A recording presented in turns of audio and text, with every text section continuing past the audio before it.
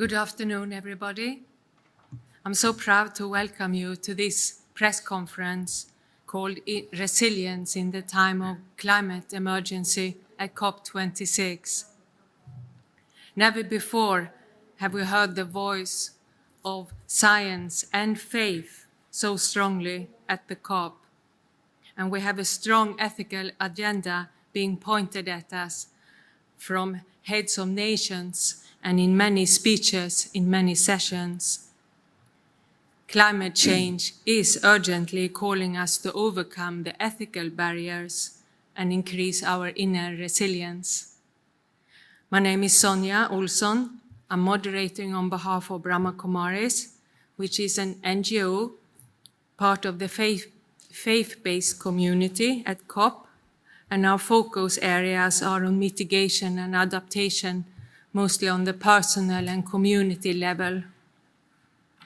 I'm very pleased to welcome a panel of 3 distinguished speakers. They will point out to us the shift in awareness needed to deal with the climate emergency and to build up the momentum needed to fulfill the Paris Agreement and to never give up on the goal of staying below 1.5 degrees global warming. So I have here on my right Professor Mark Lawrence, Scientific Director of Institute of Advanced Sustainability Studies in Potsdam. Then they have Golo Pils, Energy Advisor to the Brahma Kumaris. And here to my left, I have Sister Jenti, Additional Administrative Head of the Brahma Kumaris. So I've asked Golo Pils to kick off our press conference today, and each speaker will have around 5 minutes, and then we have time for questions. So Golo Pils, he is advisor to Brahma Kumaris on renewable energy, and since the early 90s, he has played a key role in establishing Brahma Kumaris as one of the major single users of renewable energy in India. And recently, Golo directed the construction of India One, a 1 megawatt solar thermal power plant, and he will tell us more about that. And Golo also advocates sustainable solutions for an ethical and value-based approach, and has been part of many of the COP conferences which our team has been to since 2009 in Copenhagen. So Golo, welcome. Yeah, thanks very much, Sonja, and welcome to our press conference. Just a short introduction of the Brahma Kumaris. We are a meditation organization with headquarters in India, and we operate around 7,000 meditation centers worldwide.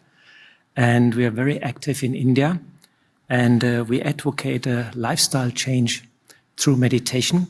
And since the last 10 years, we have been actively engaged also at the climate conferences, and we have set up an environmental initiative. But we also are very active in the field of raising awareness and consciousness, because we believe that an inner change will lead also to better action. We promote values and ethics, and of course, we advocate also to strengthen the inner resilience of everybody.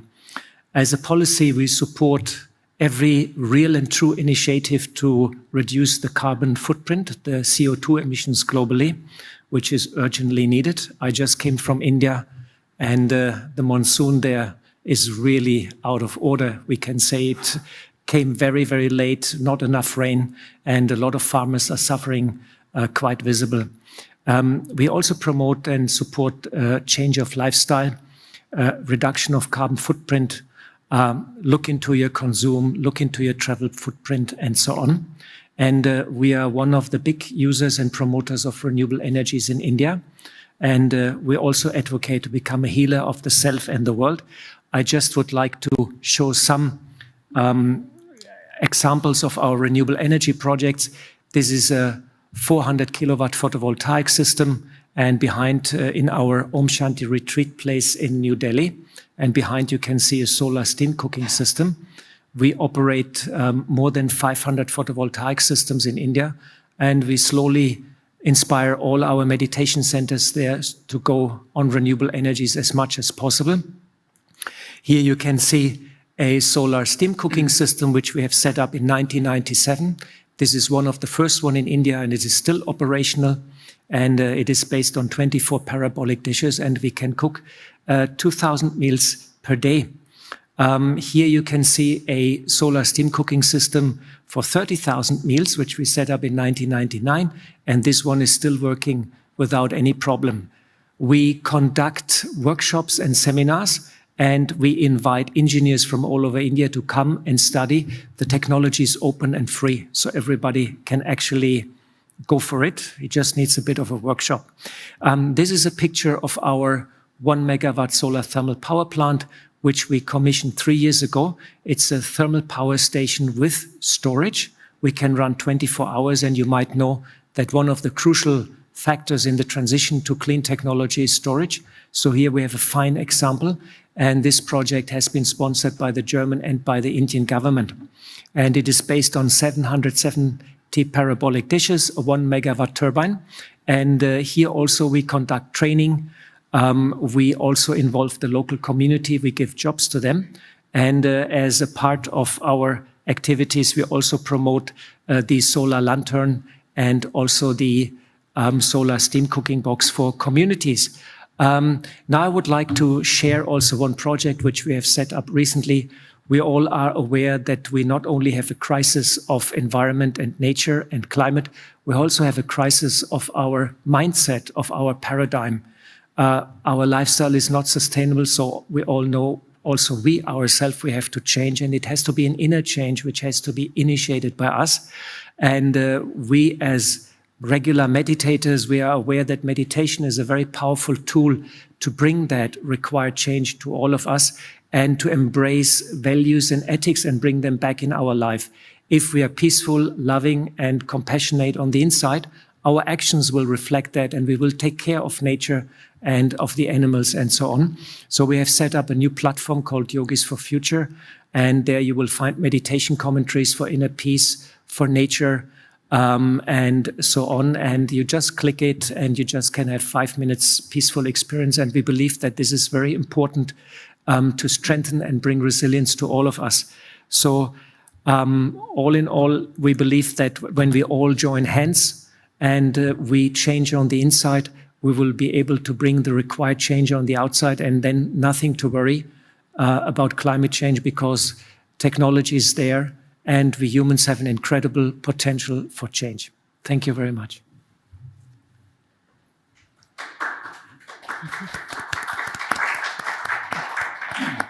Thank you, Golo. It's a beautiful example on increasing resilience on the community level by using renewable energy, and on a personal level by meditation.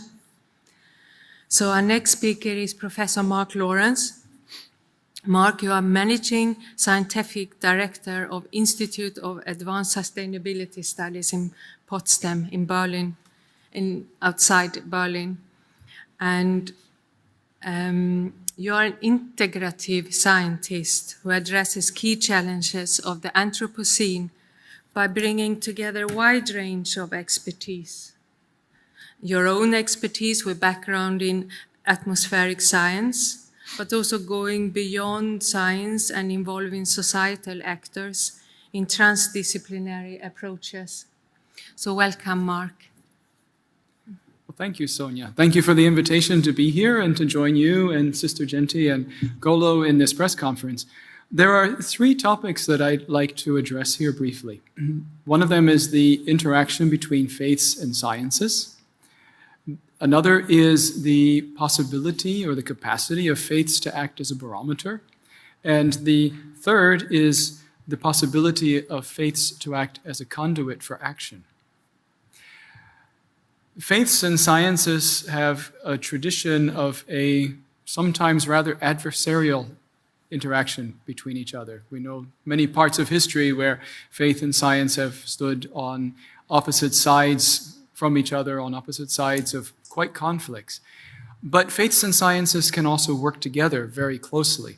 In particular, science is one way of helping us to understand the workings of the world, where faith, for something like 80% of the world's population, is a fundamental way of making meaning out of that understanding.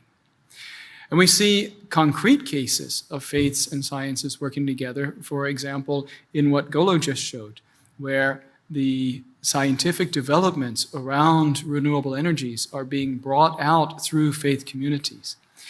When we talk about resilience, we need to consider that in the issue of climate change, if we're going to have any chance to fulfill the commitments that were made under the Paris Agreement, it's going to need all hands on deck. Resilience can't afford us to have adversarial interactions. Of course, we can have different perspectives, but we need to understand that we need to be spending time working together and taking advantage of our differences to increase our overall strength and increase our resilience. And so this is why I encourage and very strongly support strong interactions between faith and science communities. Faiths also have two additional roles. First off, the decisions that are made here and in individual countries in terms of climate protection actions have to be accepted to an extent by the populations of those countries. If they're not, the leaders who make those decisions will end up voted out. And to understand how far they can go, how far you can actually push things at present to accept actions, faiths and faith leaders can serve as an important barometer into their communities, giving information on what can be supported. And at the same time, that can be turned around, because many of the decisions that will need to be made for our energy transition, our mobility transition, our nutrition and agricultural transition and other transitions will require significant transitions and transformations in people's lifestyles if we are going to have a chance to really combat climate change. These don't have to be bad transformations. These can all be transformations towards more holistic, more virtuous, more even enjoyable lifestyles. But to make that happen, we have to package that into narratives of understanding why we want to do this and how it's consistent with our fundamental beliefs. And again, this is something that religious leaders can play an important role in, helping be a conduit for action from the decisions that are made into the communities where, as in the example that Golo showed, these actions are really being carried out. And I hope we can see much more of this kind of cooperation in the future on our way towards hopefully fulfilling the Paris Agreement goals. Thank you very much. We all know we can't find any solution alone. No nation, no area of expertise, or no individual can do anything alone. So it's a beautiful example on how we have to work together and also get the people with us in various ways. So thank you. And I'll introduce Sister Jenti. Sister Jenti Kirpalani. For over 50 years, Sister Jenti has been a messenger for peace, and she is the additional administrative head of the Brahma Kumaris, but also director of the centers in Europe and Middle East, and our main representative to the UN in Geneva. She's a long experienced meditation teacher and done a lot of research on personal values in relationship to world change, and been participating in meetings at the UN leading up to Rio Earth Summit and the design of the Earth Charter. And she's been with us at the COP since 2009, every COP as a speaker. Thank you, sister. Welcome. Thank you, Sonia, and thank you to Golo and Mark for their presentations that have set a very lovely background to everything. And good afternoon to all of you. And I'd like to say that resilience is a topic that has really come onto the scene in recent times. Here at COP, I noticed that there's a UN pavilion that's talking about Resilience Hub. I was interested to see that also. And I think this is because we are seeing that climate emergencies have been increasing very rapidly over the last few years. And whatever we can do to keep the temperatures below 1.5 will be whatever happens. But meantime, all the emergencies that keep happening demand immediate resolution, and whatever money can be spared for mitigation, adaptation is, again, something that's yet to be seen. But what each one and communities can do is to build up their own inner capacity. Resilience has to do very much with the inner being, because if I'm strong, I can withstand whatever it is that's happening around me, whether it's politics or nature or human beings that are creating problems.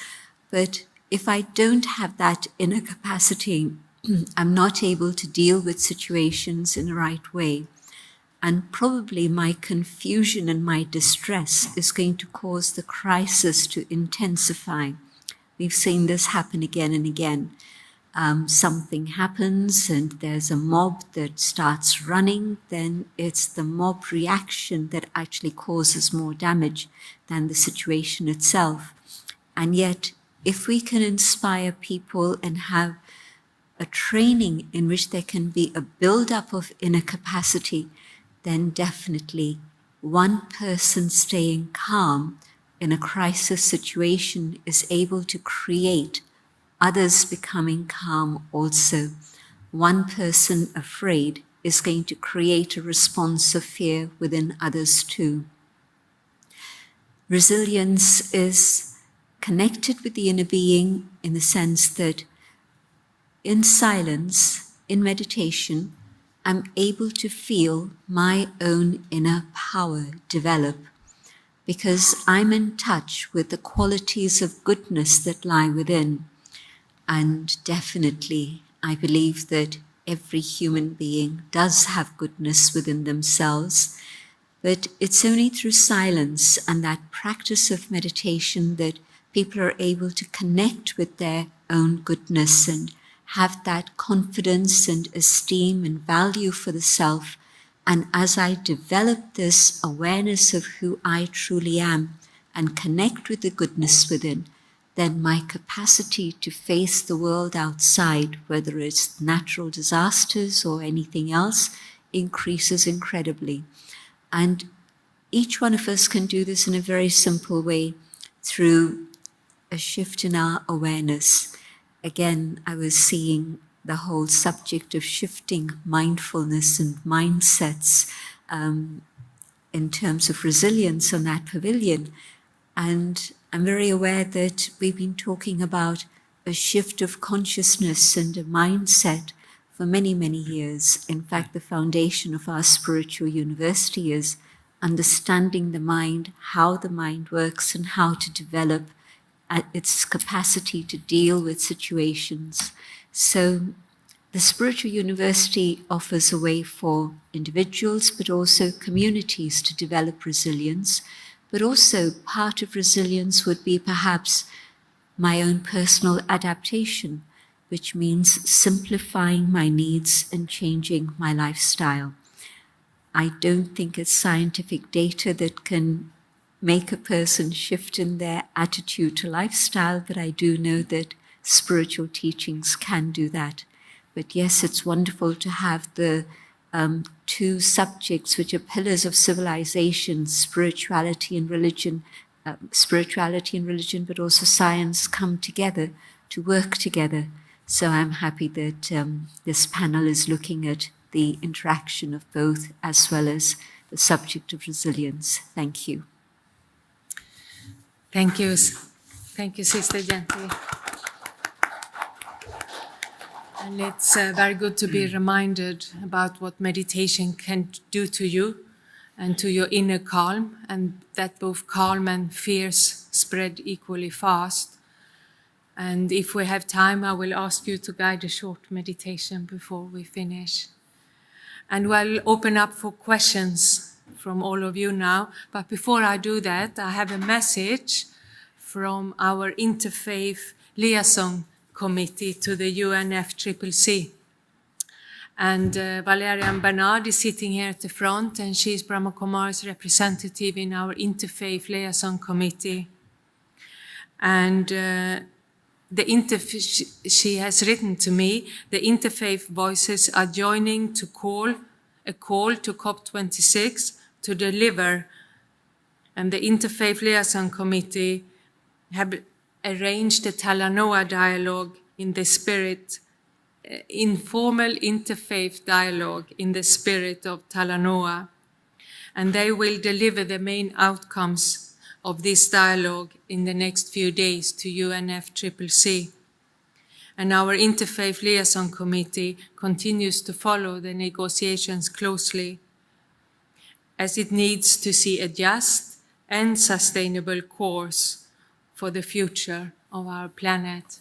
And if you have any questions to that later on, you can ask Valerian, who sits here in the front. And I welcome comments or questions from you sitting here in the audience. So if you have any, you can put your hand up.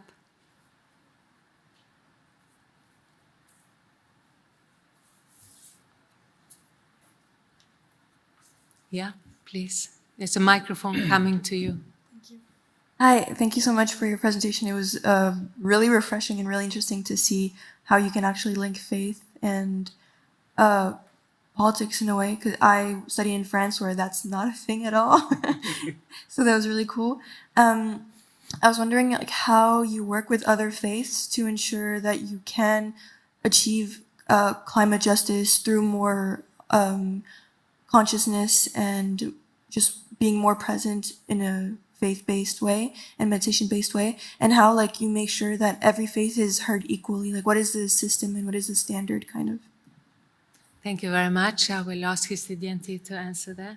Yeah. I think the key word is respect. When I'm based within my own spiritual awareness and I have that awareness of self-esteem and self-respect, it's very natural that I should be able to offer respect to all human beings, but all forms of life and the planet, of course. But it means that when we come together with that mutual awareness of respect for each other, then it's very easy to work together and cooperate together. And I think one of the other factors is that our personal theology would be whatever it is, whether I'm from the East or the West or North or South, but yet we understand that the crisis that the world is facing at the current moment can only be sorted out if all of us come together and work with cooperation and coherence together. And so the vision is one of a better world for all. And so it's that vision that brings us together in this way. Thank you. Any other questions? I have one, and I will ask the panelists to reflect on this and to make it a bit more personal. So, as your three panelists here, what do you suggest to individuals and to communities to how to deal with the coming climate emergency, which is just on the doorstep? It's happening right now. So what is your suggestion to the people, to individuals and communities, what to do on the outer or the inner level? Golo, you want to take that first? Yeah, I mean, we have a lot of possibilities on an individual level, what we can do. We can look into our energy production, how we build a house. I built 20 years ago a little green energy house out of mud bricks, and I live inside that. It's very cozy, very nice. And I run solar hot water, photovoltaic. I have a solar cooking box. I have an electric bicycle, and so on and so on. So we can do a lot in a practical field in terms of waste management, also in terms of our diet. We promote, of course, a plant-based diet, how we buy things, how we travel, and so on. Lots of opportunities. And I think the internet is full with good suggestion, what is good for the climate. So there's a lot of chances and opportunity. But I'm also meditating regular since the last 37 years. And I just came from India and had a very nice 1 month at our headquarters in the mountains and went every evening for meditation and sort of charged myself with peace and tranquility, also to brace myself for the climate conference here because it's very busy and very noisy sometimes. And I feel this is also important that we heal ourselves and nourish our heart because technology is there. The mind has all the information, but we have to charge also the heart. And I think meditation is a powerful tool to do that. And both together then can bring the change, and both together then develop our full creative potential. And if we all join hands, nothing to worry, everything will become good. Thank you. Thank you. Mark, what would you say to your family or grandmother or children, how to prepare for the coming times? I would say it's important to recognize that there are a number of people who say that it's the responsibility of individuals to deal with the issue of climate change and to deal with other issues that we have as grand challenges that we face, that we have to change our individual behaviors. And there's others who will say, no, it's the responsibility of policymakers, it's the responsibility of systems change. We have to have appropriate policies, appropriate regulations, appropriate market structures, infrastructure development, and so on. And this no is part of the problem because it's not either or, it's both. And Golo, if I'm not mistaken, lives near Ahmedabad.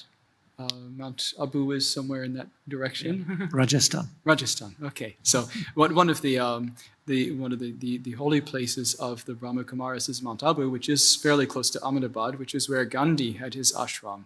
And while I have a number of scientific role models, I also take Gandhi as a role model. And Gandhi said, "Be the change you want to see in the world," which was very important in the context of the kind of change he was bringing about.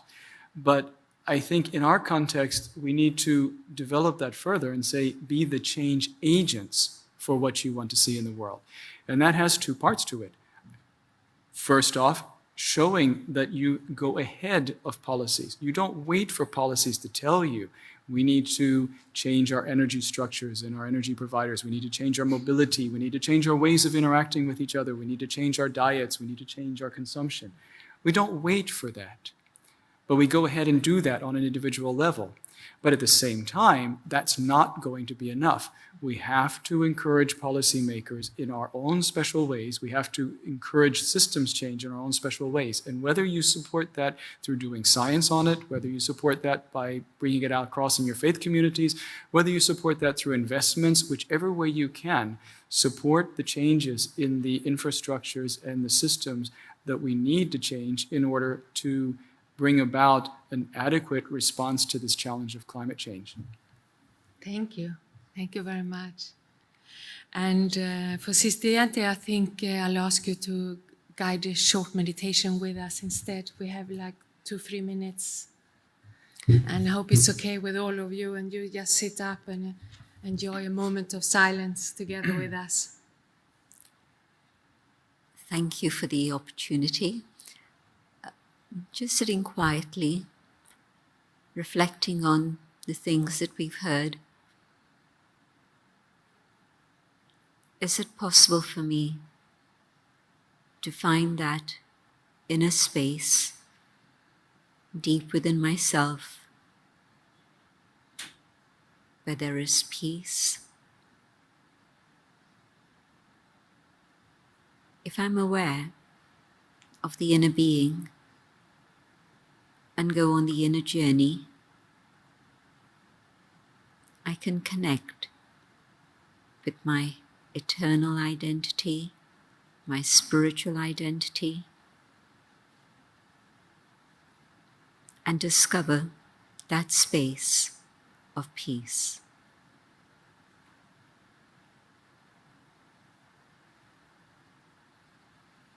As my thoughts slow down,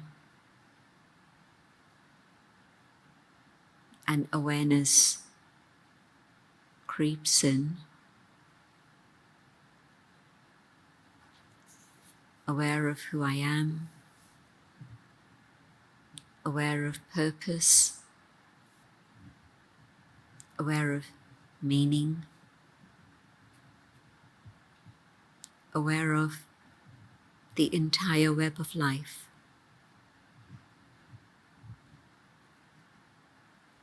Peace begins to open a door.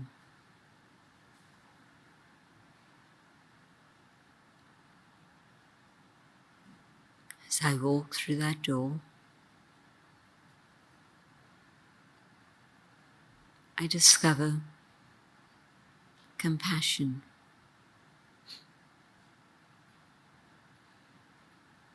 And in this awareness of the natural quality that exists within the self, compassion for the self, for others, all forms of life, and the elements of nature.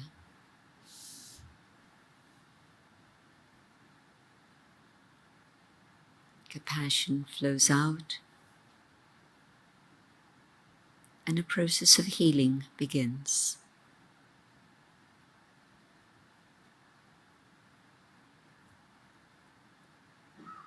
At this moment,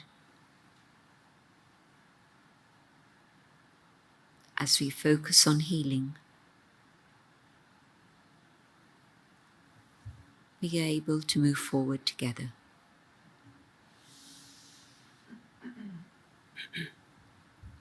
Thank you. Thank you very much, and I hope you enjoyed that moment of silence. And I say thank you to the speakers here, and I think we can give them a hand. Thank you very much.